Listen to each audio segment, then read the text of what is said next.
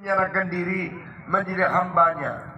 Sebelum itu saya sudah dipengaruhi oleh komunisme, sudah dipengaruhi oleh evolusi, sudah dipengaruhi oleh ateisme, dipengaruhi oleh dialektikal materialisme.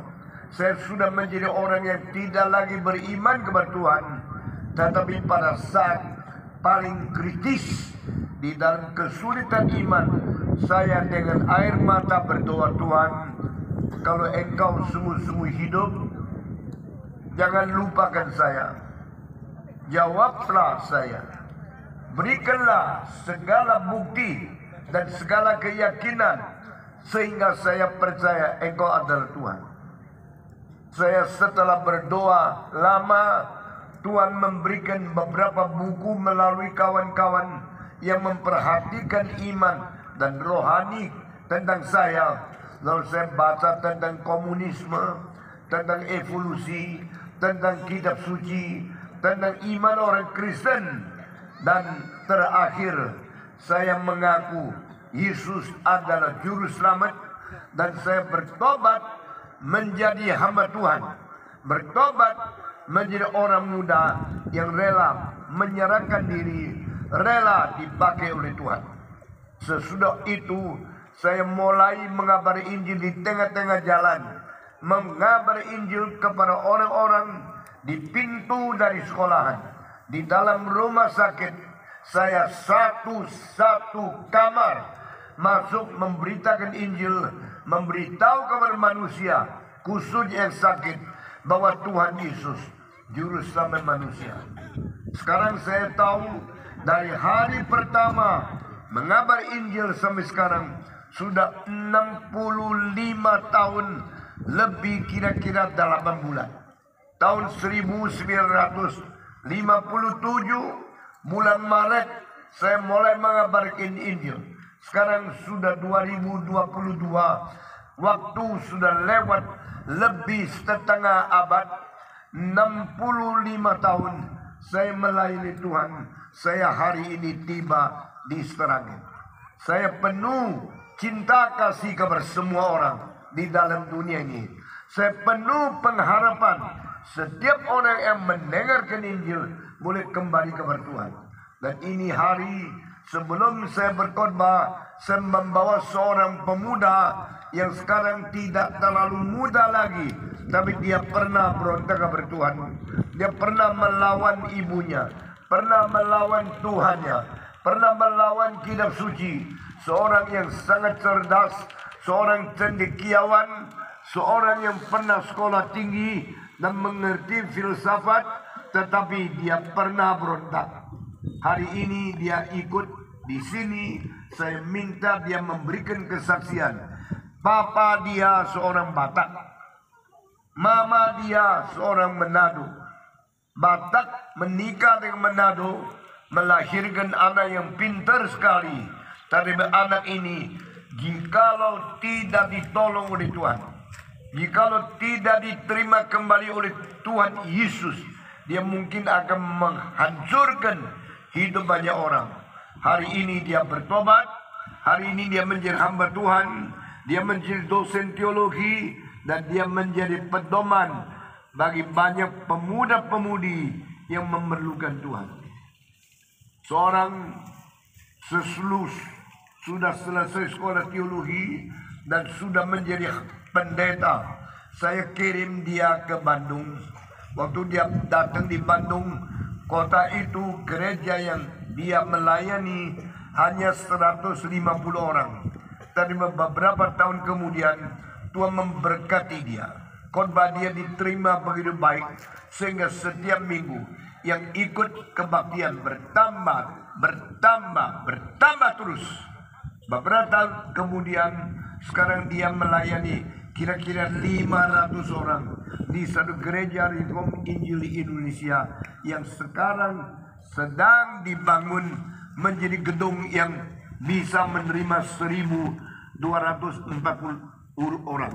Saudara-saudara, Pendeta Jimmy Pardede, sekarang saya akan panggil dia datang bersaksi bagaimana berontak, bagaimana curiga, bagaimana meninggalkan Tuhan Yesus, dan bagaimana dia kembali. Mari kita semua tepuk tangan menyambut Pendeta Jimmy Pardede bersaksi di tengah-tengah kita.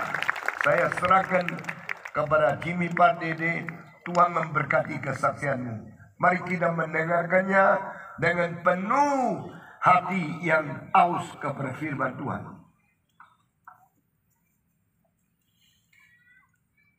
Malam saudara sekalian, saya bersyukur karena Tuhan begitu baik, beranugerah begitu besar bagi saya. Saya dilahirkan di dalam keluarga Kristen dan mama saya adalah orang yang takut akan Tuhan. Setelah dia lulus kuliah dokter, dia masuk ke sekolah teologi yang juga diajar oleh Pendeta Stephen Tong di Malang. Itu dia tidak lanjut sebagai hamba Tuhan. Namun dia tetap menjadi seorang saleh yang terus berdoa untuk anak-anaknya dan yang ingin supaya seluruh keluarga takut akan Tuhan. Tetapi meskipun diberikan anugerah demikian besar, saya tetap jatuh di dalam dosa. Saya tidak terlalu memikirkan tentang kehidupan rohani, dan saya tidak terlalu pikirkan tentang iman Kristen saya. Ketika SMA, saya mengalami goncang. Saya tidak tahu apakah agama Kristen adalah agama yang benar atau tidak. Karena banyak orang yang tanya, tahu dari mana kalau agamamu itu agama yang benar? Saya tidak bisa jawab, karena saya tidak pernah sungguh-sungguh berpikir tentang iman Kristen. Makin lama pertanyaan itu makin keras ditanyakan. Tahu dari mana agamamu benar? Semua orang beragama anggap agamanya benar. Tidak ada orang beragama yang tidak menganggap agamanya benar jika dia sungguh-sungguh menjalankan agamanya. Kalau begitu tahu dari mana agamamu benar? Ini membuat saya bertanya-tanya dan saya mulai bingung apakah iman saya, iman Kristen adalah iman yang salah? Saya mau cari tahu jawabannya tapi saya tidak tahu siapa bisa memberikan jawaban. Maka saya tanya kepada mama, bagaimana bisa tahu kalau saya benar-benar beriman kepada Allah yang benar? Mama saya memberikan buku, yaitu buku dari Pendeta Stephen Tong. Ketika itu juga saya bertanya kepada seorang pendeta di Gereja Kristus di tempat berada pada waktu itu di daerah Cibinong. Waktu itu pendeta juga memberikan buku dari Pendeta Stephen Tong dan dari Billy Graham. Saya mendapatkan bahwa ada perbedaan sangat penting antara iman Kristen dengan agama manapun. Agama adalah cara manusia mendapatkan perkenanan Tuhan. Agama adalah cara manusia mencari Tuhan. Tetapi ajaran agama Kristen diajarkan bahwa Tuhan adalah Allah yang mengirimkan anaknya, yaitu Yesus Kristus, untuk mencari orang berdosa. Tuhan mencintai orang berdosa dan Tuhan mau datang mencari orang berdosa. Bukan Tuhan yang hilang, tapi manusia. Maka Tuhan mencari manusia yang terhilang. Jawaban ini membuat saya tenang. Saya bersyukur karena saya percaya kepada Tuhan yang mencari orang berdosa. Bukan kita yang disuruh mencari Tuhan, sebab kita tidak mungkin melakukannya. Kita tidak punya keinginan dan kita tidak punya pengetahuan untuk mencari Tuhan yang sejati. Kita sudah sesat dan kita sudah jatuh di dalam dosa. Kita tidak mungkin cari Dia. Tetapi Tuhan cari kita, dan ini yang membuat saya tenang. Ternyata iman Kristen berbicara tentang Allah yang mencari manusia, bukan manusia berusaha mencapai Allah dengan semua jasa, dengan semua cara beragama, menjalankan perintah agama supaya dapat memperoleh Tuhan. Tetapi meskipun saya sudah tahu bahwa iman Kristen adalah iman yang benar, saya cuma tahu secara pengetahuan. Saya tidak pernah benar-benar memberikan hati kepada Tuhan. Saya tidak benar-benar beriman kepada Dia. Maka meskipun saya sudah tahu Tuhan adalah Tuhan yang mencari saya, Kristus adalah juru selamat satu-satunya, tetapi saya tidak pernah mau datang ke gereja, saya tidak mau baca Alkitab, saya tidak mau sungguh-sungguh berdoa. Maka setelah SMA saya masuk kuliah, dan di sana saya bertemu dengan teman-teman yang hidupnya rusak. Sebagian dari mereka adalah orang-orang yang terus cari perempuan, bersenang-senang dengan orang-orang, dengan perempuan-perempuan yang tidak beres. Sebagian dari mereka adalah orang yang suka judi. Sebagian terlibat jual obat bius. Sebagian menjadi pecandu obat bius. Meskipun mereka orang-orang yang tidak ada masa depan, tapi entah kenapa saya merasa cocok bergaul dengan mereka. Saya merasa diterima, saya merasa punya teman, dan ini membuat saya merasa ada ketenangan dalam hidup. Ternyata saya bisa bersenang-senang dengan mereka. Maka meskipun mereka orang-orang berdosa, saya nyaman bergaul dengan mereka. Lama-lama saya mulai kehilangan pengertian mana benar, mana salah. Saya pikir asal kita menyukai dan kita tidak merugikan siapa-siapa, kita boleh lakukan. Apa salahnya melakukan hal-hal yang menyenangkan saya? Meskipun itu dianggap dosa oleh agama, oleh pendeta, atau oleh orang-orang Kristen. Tapi kalau saya mau lakukan, kenapa tidak boleh? Saya mulai mempertanyakan iman Kristen, mulai mempertanyakan apa itu benar dan salah. Saya mulai tidak peduli agama, saya tidak peduli ke gereja, saya tidak peduli iman Kristen, saya tidak peduli hal-hal ini. Mama saya menyadari ada perubahan dalam diri saya yang makin membuat saya hidup jauh dari Tuhan. Maka dia terus nasihati.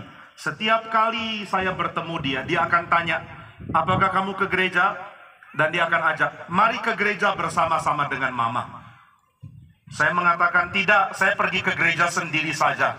Saya ada gereja kok, dekat tempat kuliah. Dia tanya gereja apa? Saya mengatakan saya kurang tahu namanya, tapi ada gereja di situ. Mama saya tahu saya berbohong. Maka mama saya tanya, khotbah apa yang dikhotbahkan di situ? Saya mengatakan tidak ingat, tapi saya ke gereja. Tidak usah bohong, kalau kamu tidak ke gereja beritahu. Saya mengatakan kadang ke gereja, kadang tidak. Mama tidak usah pusing. Saya tahu bagaimana jalani hidup. Saya mengerti bagaimana beriman. Jadi saya tidak perlu diawasi seperti saya anak kecil. Saya abaikan nasihat mama, meskipun dia dengan sangat sedih doa untuk saya. Dan dia terus berharap saya datang ke gereja bersama dengan dia. Tapi saya tidak pernah pedulikan permintaan ini. Dia mengatakan, mama ingin kamu ke gereja, temani mama. Setiap kali mama pergi ke gereja sendiri. Keluarga saya meskipun Kristen, tidak sungguh-sungguh mau beribadah. Hanya mama yang benar-benar cinta Tuhan. Sehingga dia sedih. Dan dia mengharap saya yang temani. Saya terus tolak dan saya tidak peduli. Saya tidak tahu bahwa ini sangat menyakitkan hati dia. Tetapi saya tidak peduli. Saya makin bersenang-senang dengan teman-teman saya. Hingga ada peristiwa di mana satu orang yang saya kenal dipukul sampai meninggal. Dia masuk rumah sakit dan karena luka di kepala, dia tidak tertolong lagi. Dia meninggal dan ini bikin saya kaget. Ternyata kematian kok dekat ya. Saya selama ini pikir saya masih muda, hidup masih panjang. Tapi temanku yang juga muda sudah mati. Bagaimana kalau besok saya yang mati? Bagaimana kalau saya yang dipukul orang lalu saya mati? Bagaimana kalau saya dapat kecelakaan lalu saya mati? Apa yang akan terjadi pada saya? Ini merupakan cara Tuhan panggil saya. Tuhan mau cari saya.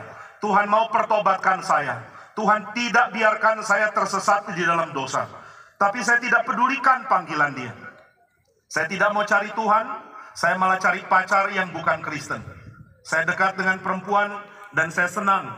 Saya jauh dari teman-teman yang lama, tapi saya dekat dengan seorang perempuan yang bukan beragama Kristen. Kami hidup dengan senang karena kami tidak mau peduli hal-hal sulit di luar relasi kami berdua. Ketika mama saya tahu tentang orang yang dekat dengan saya, dia makin sedih. Dia mengatakan kamu tidak bisa punya masa depan dengan orang yang tidak beriman kepada Tuhan Yesus. Saya mengatakan nanti saya akan injili dia. Mama saya mengatakan bagaimana kamu injili kalau kamu sendiri belum Kristen? Saya tanya mama tahu dari mana saya belum Kristen? Mama saya tanya balik, kamu bahkan tidak mau ke gereja. Kamu tidak tahu apa itu kekristenan. Kamu tidak peduli Tuhan. Saya tahu kalimat-kalimat ini dikeluarkan oleh mama saya dengan hati sangat sedih. Tapi saya tetap tidak peduli. Saya tidak mengerti hati saya dulu begitu keras, begitu abaikan peringatan dari orang yang sebenarnya sangat saya kasihi. Saya terus hidup di dalam dosa, sampai satu hari saya pulang, dan saya bertemu mama jam 11 malam. Waktu itu dia yang buka pintu, dan dia tanya, kamu dari mana? Dia sudah menangis cukup lama, kelihatan dari matanya. Dan waktu dia melihat saya, dia dengan marah tanya, kamu dari mana? Saya mengatakan, dari keliling-keliling, sekarang saya sudah pulang, saya baik-baik saja. Dia mengatakan kamu harus bertobat, kembali ke Tuhan. Jika kamu kembali ke Tuhan, jika Tuhan masih izinkan bertobat, jangan terus hidup dalam dosa. Tapi kalau Tuhan sudah tidak izinkan, kamu mau balik pun tidak bisa. Jika Tuhan sudah buang kamu, mama tidak bisa tolong, tidak ada yang bisa tolong kamu. Kamu binasa. jika Tuhan sudah tidak mau kamu kembali. Ini kalimat yang pendek, tetapi menusuk hati saya. Mama saya sering menasehati saya, tapi tidak ada yang masuk ke hati. Entah kenapa hari itu hati saya terbuka untuk nasihat ini, dan saya menjadi sangat takut. Saya mendengarkan kalimat yang mengatakan saya mungkin dibuang oleh Tuhan. Saya mungkin akan masuk neraka. Saya mungkin akan dibuang selama-lamanya. Ini membuat saya sangat khawatir. Sehingga saya masuk kamar dan saya mulai berdoa. Sesuatu yang sudah lama saya tidak lakukan. Saya coba berdoa dan saya mengatakan, Tuhan, apakah saya sudah dibuang? Apakah benar yang dikatakan Mama kalau saya tidak bisa lagi kembali? Apakah Tuhan sudah muak kepada saya dan mau buang? Dalam hati saya mengatakan sepertinya iya. Karena saya sudah lakukan begitu banyak dosa. Saya sudah melanggar, saya sudah membenci Tuhan. Saya mencintai dosa-dosa yang banyak sekali. Dan sekarang apakah mungkin saya kembali? Sepertinya tidak. Tuhan akan tolak, Tuhan akan buang, Tuhan akan lempar saya ke neraka. Ini bikin saya sangat takut. Dulu saya tidak peduli dan sekarang saya gemetar berdoa. Tuhan, maukah Engkau ampuni saya? Saya coba berdoa, saya tidak tahu bagaimana caranya, tapi saya coba berseru terus. Tuhan, maukah Engkau ampuni saya? Maukah Engkau terima saya kembali? Saya takut karena meskipun saya sudah doa, seperti tidak ada yang dengar. Seperti tidak ada yang mau berikan telinga lagi. Sepertinya waktu bagi saya sudah selesai dan saya akan dibuang selamanya. Ini bikin saya sangat ketakutan. Saya menangis dan terus berdoa, Tuhan ampuni. Ampuni saya, jangan buang saya. Tetapi saya tahu saya tidak layak diampuni. Saya sudah terlalu berdosa. Maka saya berdoa dengan sangat gentar, sangat lelah badannya dan sangat capek karena terus menangis. Saya mengatakan kepada Tuhan, Tuhan, jika memang saya sudah tidak bisa diampuni, saya tidak berani hidup. Bagaimana mungkin saya menghadap murka-Mu? Saya takut sekali. Maka biar saya tidak hidup lagi. Jika saya tertidur, jangan biarkan saya bangun. Saya tidak mau hidup dan menghadap murka Tuhan. Tapi saya tahu kalaupun saya mati, saya tidak bisa lari dari murka Tuhan. Jadi saya sudah tidak tahu lagi harus lakukan apa. Saya cuma berdoa dan mengatakan, Tuhan, jika Engkau sudah buang, jangan biarkan saya hidup. Tapi jika Tuhan mau ampuni, maka Tuhan berikan saya hidup dan saya akan kembali kepadamu.